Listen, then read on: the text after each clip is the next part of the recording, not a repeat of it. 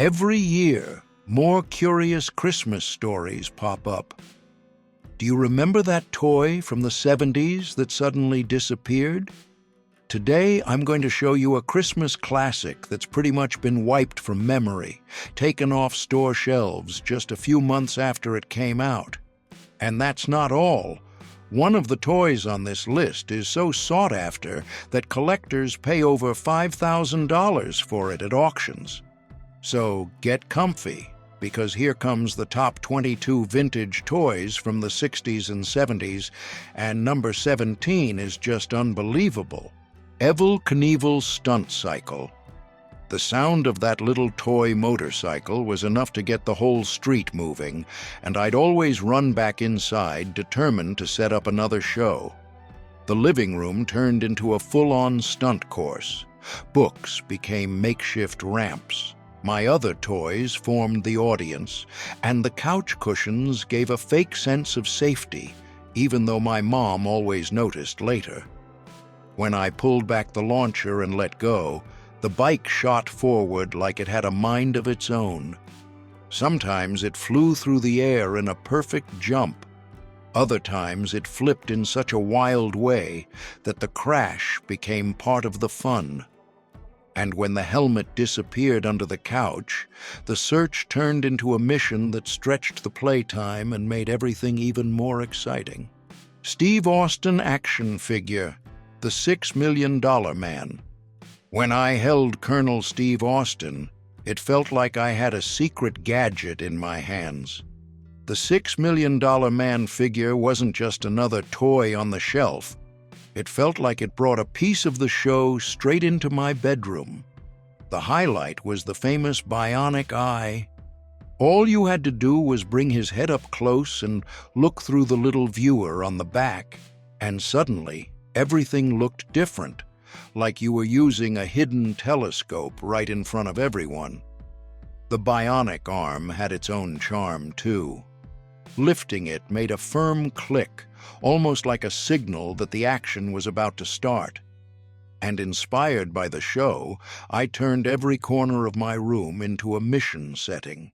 The closet became enemy territory, the space under the bed worked as an underground passage, and the window was the perfect spot to watch for any suspicious movement in the hallway. With the bionic eye, I hunted for disguised villains among my own toys, always ready for the next red alert that some agent had slipped away. He wore the unmistakable red tracksuit and had perfect hair, just like Lee Majors. Even the box made it clear this wasn't just a regular action figure, showing off his bionic powers in dramatic poses.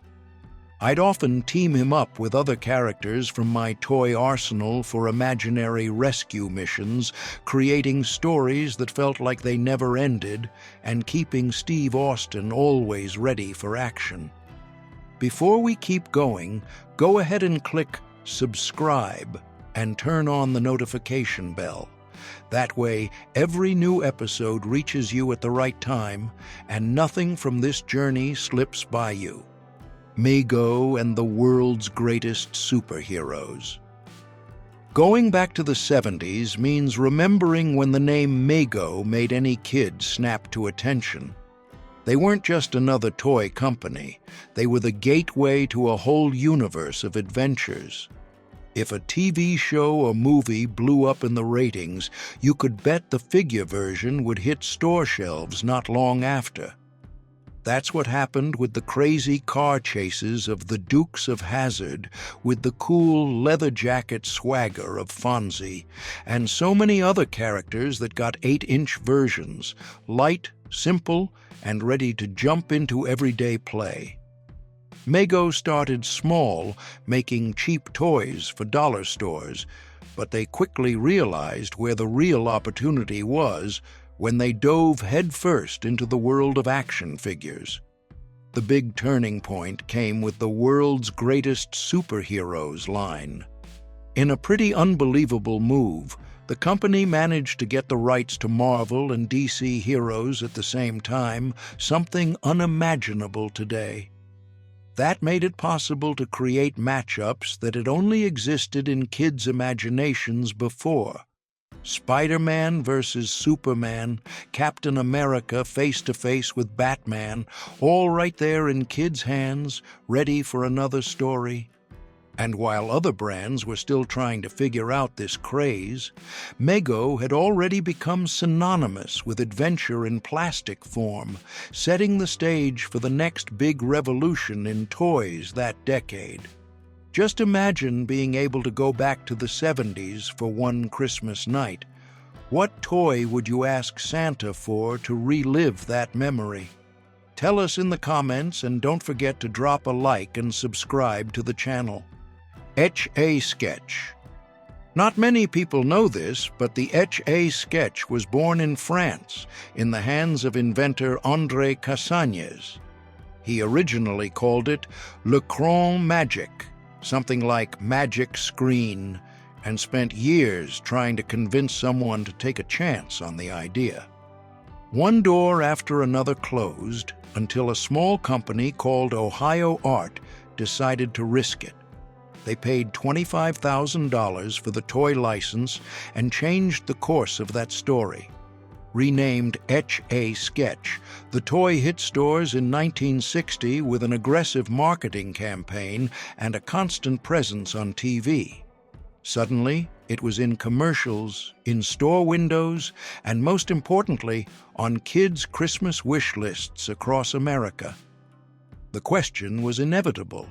What was so special about that little red box with a gray screen?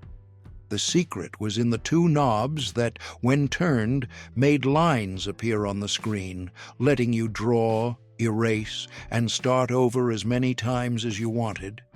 That simple but hypnotizing mechanic gave kids the feeling of having a little art studio in their hands, making room for their imagination to take shape, drawing after drawing. It was simple, but it felt like you could create a whole world inside that screen. G.I. Joe with Kung Fu Grip. In the early 1960s, it wasn't just Etch-a-Sketch that was blowing kids' minds. Years later, in 1974, when G.I. Joe got the famous Kung Fu Grip, it felt like they had released a whole new figure. The old hard hands could barely hold an accessory. The new flexible rubber hands clamped down tight on anything. For the first time, the TV commercials felt honest. Joe grabbed ropes, weapons, helmets, and even my sister's Barbie hairdryer. Just don't tell her. He climbed mountains of blankets, hanging from his backpack full of secret gear, like he was on a mission. We came up with crazy tests, making the figure climb the bookshelf, hang from the doorknob, hold as many things as possible at once. In the heat, the rubber got a little sticky, but a bit of baby powder took care of it. Pretty soon, every kid on the block wanted to see what adventure their G.I. Joe could pull off with that insane grip. Before we keep going, go ahead and click subscribe and turn on the notification bell. That way, every new episode reaches you at the right time and nothing from this journey slips by you. Baby Alive. Baby Alive wasn't just a doll. She felt like a real baby. She ate, made a mess, and came with those little powdered food packets we mixed with water to make colorful baby food. The weirdest part was the mechanical mouth, going up and down non-stop, making that dry chewing sound like chomp, chomp, chomp. That was kind of creepy, but totally hypnotizing. My sister spent whole afternoons feeding the doll, changing diapers, adjusting the bib, like she was training to be a mom. Our mom, on the other hand, wasn't so thrilled when the baby food clogged the mechanism or leaked out of the diaper and onto clothes, the couch, anywhere. The box promised a neat, almost magical experience, but reality was sticky floors, extra diapers, and lots of patience. Even so, every year when the holidays rolled around, It felt like every girl on the street only talked about one thing: getting her own baby alive for Christmas and showing her off like the official vacation trophy, guaranteed to spark conversations for weeks. Green machine. Forget everything you picture when you think of a ride-on toy. The green machine was a whole different story. It was like someone took a regular tricycle and souped it up until it turned into a stunt machine. No fixed handlebars. There was a lever on each side. Pull one back, push the other forward, and suddenly the world started spinning on the sidewalk. The low seat had you almost scraping the ground, like you were driving a makeshift race car through the neighborhood. I'd fly down the hill on my street, slamming the wheels at the entrance of the driveway and leaving a trail of rubber behind.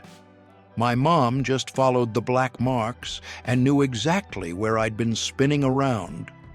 The kids lined up to take a turn. Grass stains on your knees and torn-up sneakers became silent trophies, reminders of every risky turn. The wind in your face, the hard plastic scraping on the asphalt, and that feeling of being invincible made those late afternoons feel huge.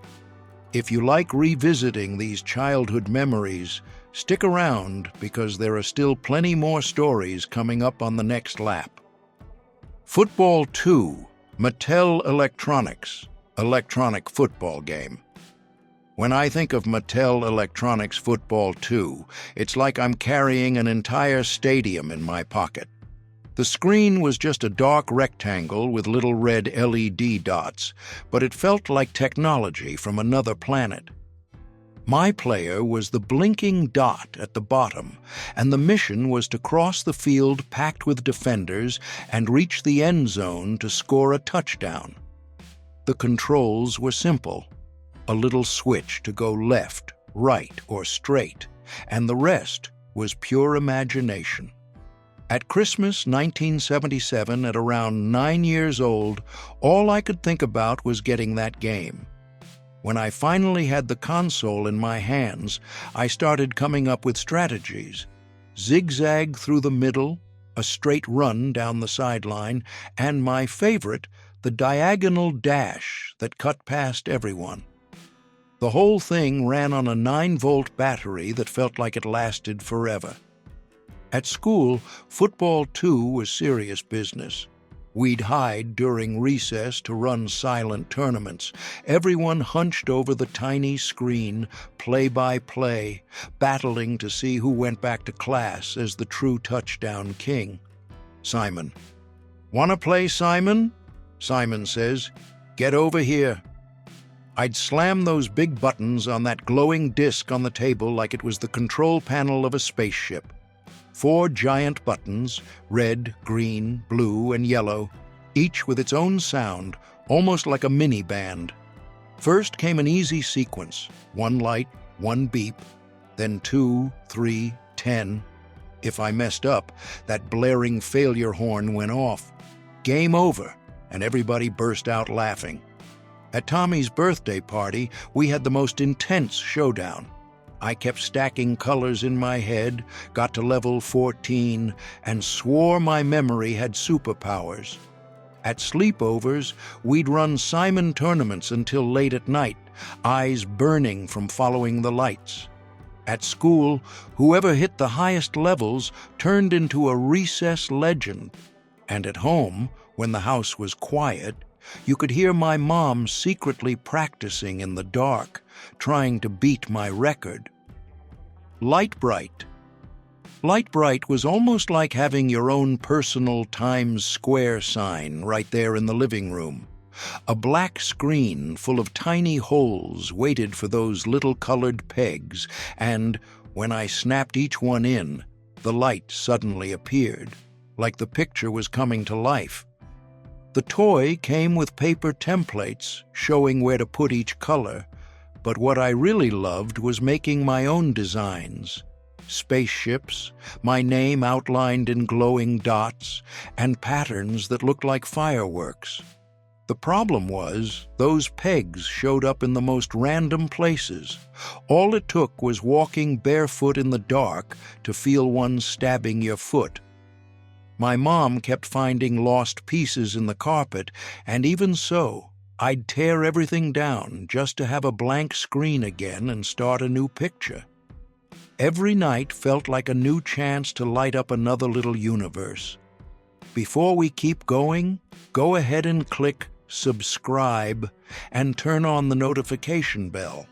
That way, every new episode reaches you at the right time and nothing from this journey slips by you. Hot Wheels. In 1968, a new type of toy invaded store shelves and kids' imaginations: Hot Wheels.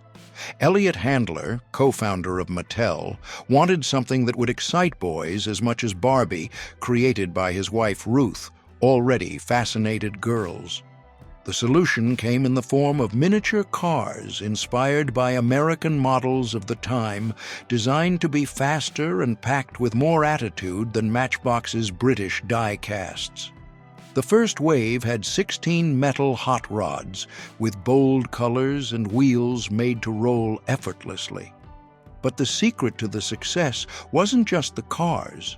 The orange tracks turned any living room into a racetrack, with loops, banked curves, and jumps that defied gravity. That first Christmas after launch, Hot Wheels were already at the top of kids' wish lists, and every new race just cranked up the craze even more. And that was just the start of many high-speed stories. Lego. But it quickly became clear that speed wasn't the only thing kids were looking for. A new competitor was getting attention: Lego. Coming from the Danish expression "leg godt," roughly "play well," it started gaining ground in the 1960s, and by 1969 was already dominating Christmas wish lists. The company had existed since the 1930s, but it was with the interlocking plastic bricks, launched in 1949, that the whole world really got to know it. The magic was in the freedom: stacking, combining, building. From the bricks came cars, buildings, entire little cities, full settings ready to become stories. Every box opened was an invitation to imagine the next project and stretch playtime out for hours. Stretch Armstrong. In that era of crazy toys, there was still one star missing from the stage. After the cars and robots, Stretch Armstrong showed up. A figure in dark trunks with an elastic body filled with some weird goo. The commercials swore he could stretch to almost 5 feet without breaking, and that alone was enough to fire up everyone's imagination. The living room turned into a lab. We'd hook Stretch between chairs, stretch him from the table to the door, put 2 kids pulling in opposite directions, and wait to see who let go first. The ultimate challenge was tying the figure in a knot and slowly letting him go, just to see if he'd go back to his original shape. He'd settle back like nothing ever happened, and that toughness made the toy seem indestructible. Until the scientist of the week showed up, determined to find out what was inside. One tiny hole and the secret oozed out, sticking to hands, clothes, and the floor. It was a thick syrup that seemed to glue itself to everything. I remember my most hard-headed friend Billy poking a hole in Stretch on purpose. The mess was instant, and so was the scolding.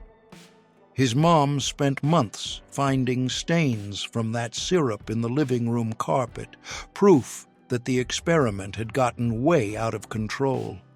Atari 2600. Where are you right now?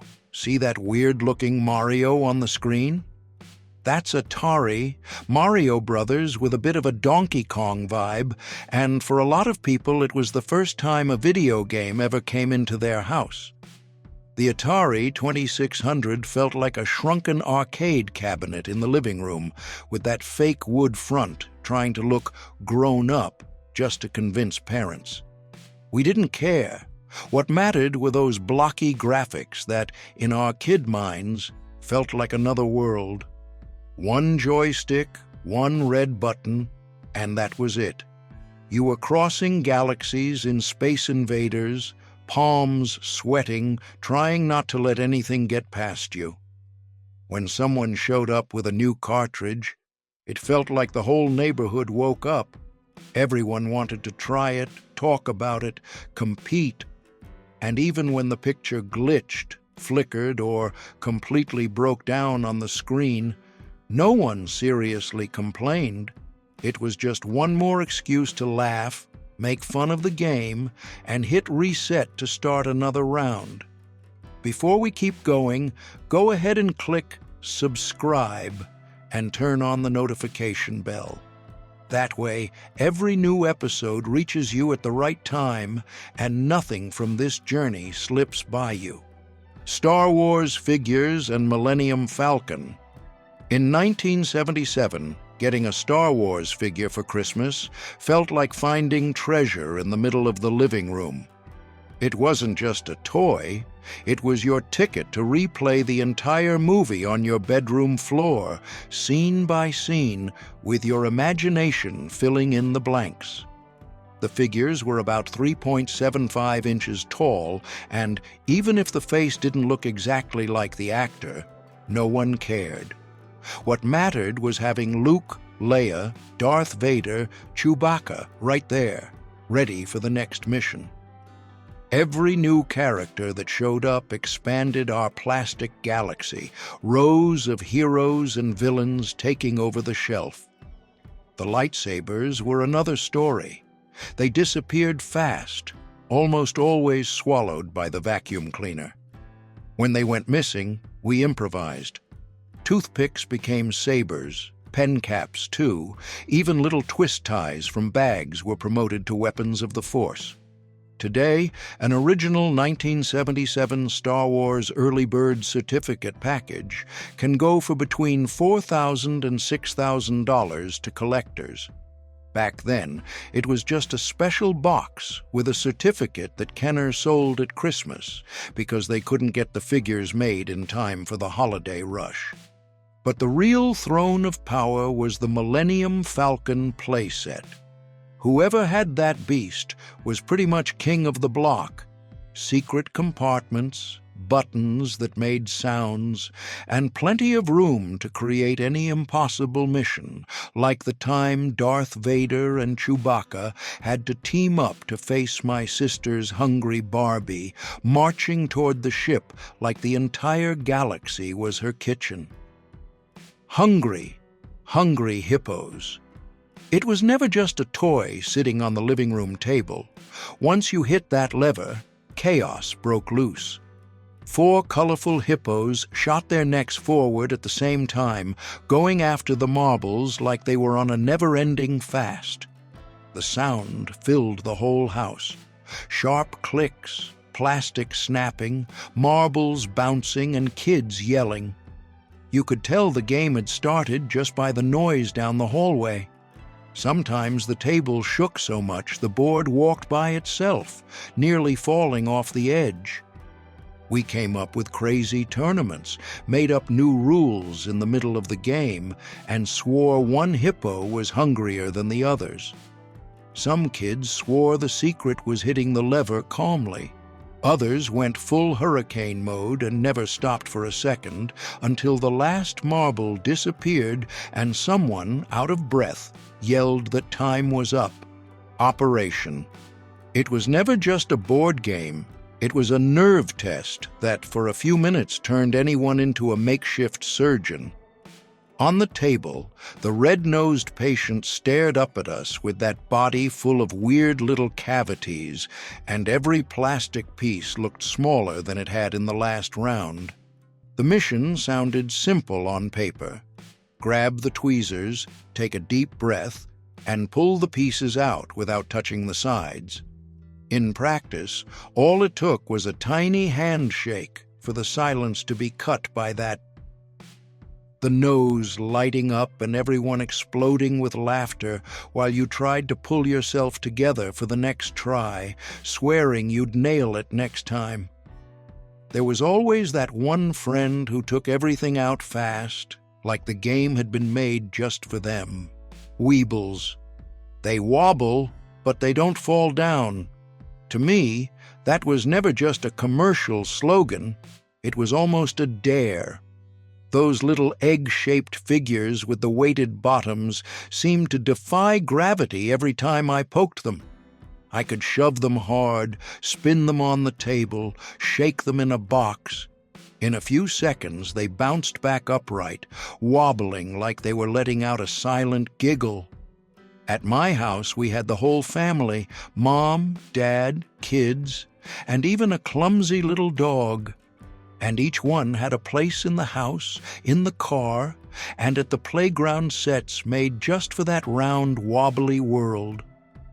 I'd spend afternoons inventing new ways to knock them all down at once, building ramps, stacking them, lining them up, just to watch the moment when, one by one, they all popped back up like nothing had ever happened. Tin Can Alley. It wasn't just a toy, it was the kind of game that turned the living room into an amusement park. All you had to do was stack the cans on the plastic track, set the distance, and suddenly the couch became a barricade, the table a sniper perch. The gun was the star, light on the tip, solid trigger, and that sharp sound every time you fired. No projectiles, just a beam of light shooting across the room, but that feeling of a perfect shot still made your heart race. When the beam hit the target, you'd hear the metallic clang of flying cans, and everyone cheered like they'd just won a carnival prize. From there, the game was never the same twice. We built courses, made moving targets, timed our shots, kept score, and set up tournaments with siblings and neighbors. Even the dog joined in, knocking everything over with his tail mid-round and forcing us to start again. The only problem, the batteries died fast because no one wanted to be the first one to turn the game off. Rock'em Sock'em Robots. Before video games took over living rooms, there was a noisy plastic ring on the table. Rock'em Sock'em Robots. In 1966, this creation from the Marvin Glass studio, produced by Mark's Toys, put two mechanical champs face to face. Red Rocker and Blue Bomber, both controlled by simple levers attached to the base. Each player worked the punches on their robot, aiming for that perfect hit that sent the opponent's head popping up. The rules were straightforward, but the battles were rarely calm. Every punch brought a tense silence, quickly broken by laughter, teasing, and calls for a rematch. Kids crowded around the ring to see who would knock out the next champion, turning the living room into an improvised arena. At Christmas 1966, the game was already a sensation, spreading through homes and TV commercials, earning its place among the most memorable toys of the decade, and paving the way for many more robot battles in the generations that followed. Before we keep going, go ahead and click subscribe and turn on the notification bell. That way, every new episode reaches you at the right time and nothing from this journey slips by you. Spirograph. In 1967, British engineer Dennis Fisher introduced the world to Spirograph, a toy that completely changed how kids thought about drawing. Instead of simple doodles on paper, kids started using gears, hollow wheels, and colored pens to build designs that looked almost magical. All you had to do was fit one piece into another, pick a hole, and move the pen around the circle to watch spirals appear, crossing and repeating to create ever-new shapes. Each combination of gears produced a different pattern, which meant the game never really felt the same twice. While they were having fun, kids were getting closer, without even noticing, to math and geometry concepts: symmetry, repetition, proportion. Around the table, parents and kids gathered to test out colors and shapes, which helped turn spirograph into one of the most wanted toys at the end of the 60s and the start of the 70s, and the beginning of many creative discoveries. And with every new line, it became clear that playing could also be a doorway to understanding the world in a different way. Tonka trucks.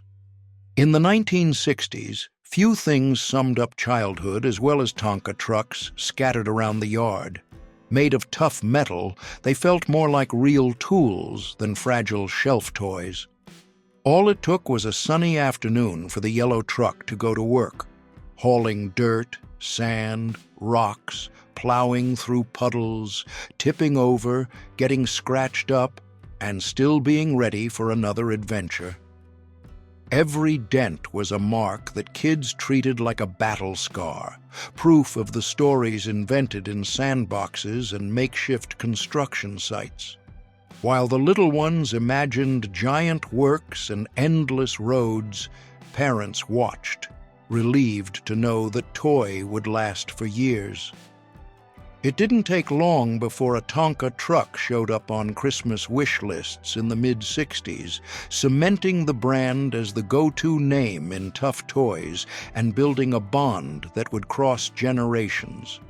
In many homes, the same truck was passed down from sibling to sibling, carrying shared memories and a unique way of playing. It was amazing revisiting the Christmas toys that defined the 1970s, from the models that vanished from shelves to the all-time bestsellers. Keep following the channel and hop on more trips packed with stories from the past. Don't forget to subscribe to the channel and hit the like button. Tell us in the comments which one of these was your favorite toy.